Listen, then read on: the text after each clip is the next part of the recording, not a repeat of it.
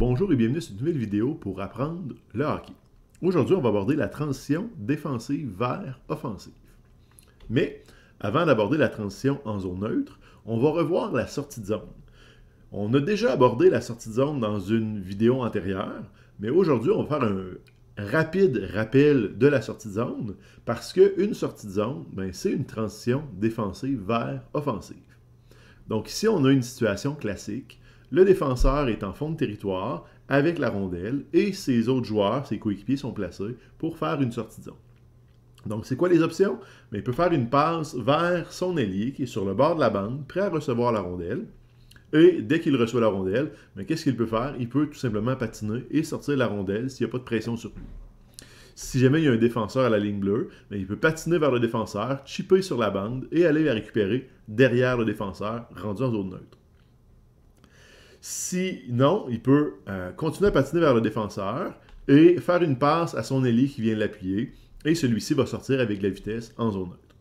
Si jamais il a beaucoup de pression sur l'ailier, celui-ci va devoir avoir l'appui du centre et de l'autre ailier qui vont patiner vers lui pour diminuer la distance, faire une passe plus courte, plus rapide, plus précise. Et à ce moment-là, il va avoir différentes options. Il peut passer au centre qui va sortir avec l'autre ailier. Il peut passer au centre qui va envoyer à l'ailier et les deux vont sortir. Il peut passer directement à l'autre ailier et appuyé par le centre, ils vont sortir vers la zone neutre. Sinon, le défenseur peut aussi passer vers le centre et le centre va sortir appuyé par l'autre ailier vers la zone neutre s'il n'y a pas de pression, s'il n'y a pas d'obstacle, d'adversaire qui vient le confronter.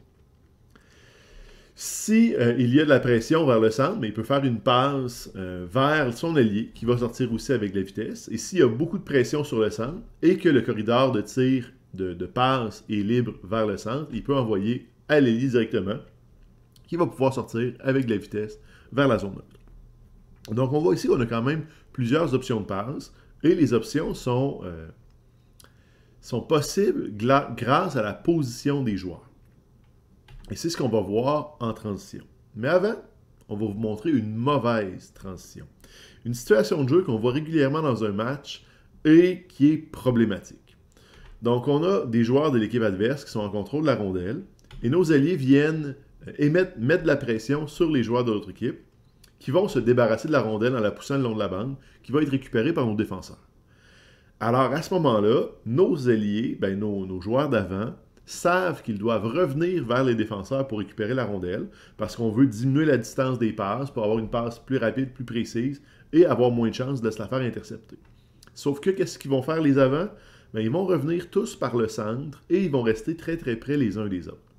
Et là, ce que ça fait, c'est que peu importe à quel joueur il va passer la rondelle, ils vont être tous dans le centre pareil. Et que ça va être facile pour l'autre équipe de bloquer et de contrer une contre-attaque parce que tous les joueurs d'avant sont dans le même pain, dans le même paquet, en plein milieu de la glace, et il n'y a pas de mouvement pour ouvrir le jeu. Donc ici, c'est vraiment là, une mauvaise transition, et les joueurs d'avant sont mal placés pour pouvoir faire une transition puis une contre-attaque. Donc ici, qu'est-ce qu'on va faire? La rondelle est dans le bas de la zone, elle a été récupérée par le défenseur, et on veut relancer l'attaque. Donc ici, première chose, l'autre défenseur va se placer légèrement en retrait du premier défenseur et un peu plus vers le centre de la glace. L'objectif, c'est si le défenseur qui a la rondelle manque sa passe, subit un revirement, la rondelle rebondit ou quelqu'un intercepte la passe, il va être placé, l'autre défenseur, pour appuyer, pour aider le défenseur qui avait la rondelle et s'assurer qu'il n'y ait pas un revirement, qu'on se ramasse à un joueur contre 0 contre le gardien de but. Donc, c'est important que l'autre défenseur soit légèrement en retrait, plus vers le centre pour appuyer, pour solidifier la défensive de celui qui a la rondelle. Ensuite, on va avoir l'ailier qui est du côté fort, donc du côté qui a la rondelle, qui va prendre la bande, prêt à recevoir la passe. Le centre va revenir vers les défenseurs pour être une option de passe courte, sécuritaire, rapide et en même temps être aussi une option pour appuyer les ailiers ou appuyer les défenseurs si jamais il y a un revirement.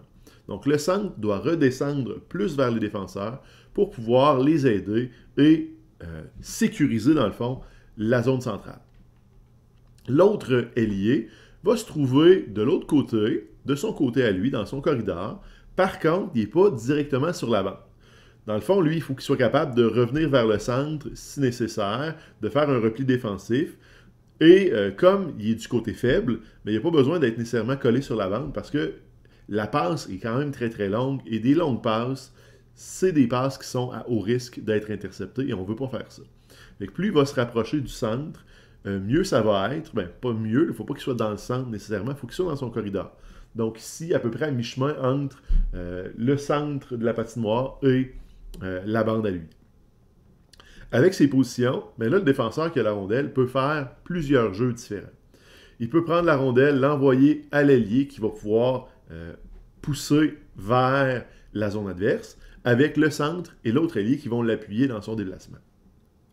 Et là, je veux juste porter votre attention à la pointe des 3 flèches mauves qui représentent le mouvement de mes avants. Si on relie la pointe de mes 3 flèches mauves, on obtient un triangle. Et on obtient donc le triangle offensif. Je vous ai souvent parlé que le triangle offensif, c'était super important.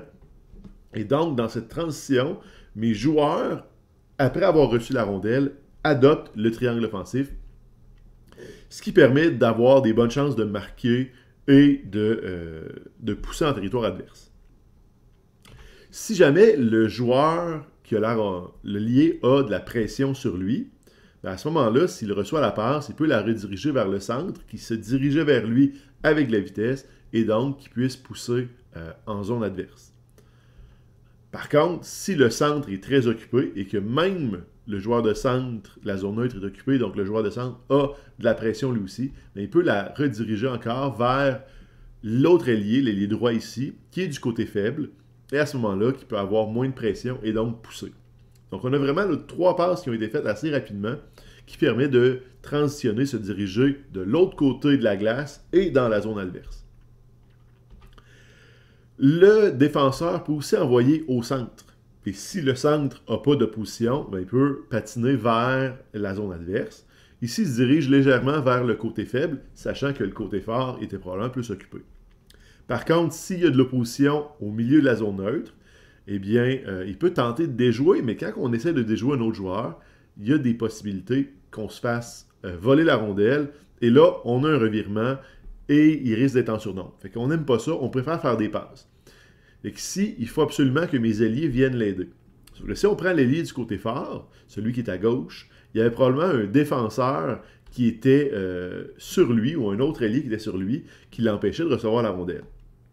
S'il veut appuyer son centre, il faut qu'il coupe vers le centre pour pouvoir être en option de recevoir une passe. Parce que s'il continue en ligne droite, bien, le joueur qui le surveillait va être placé entre lui et le joueur de centre et va pouvoir recevoir une rondelle.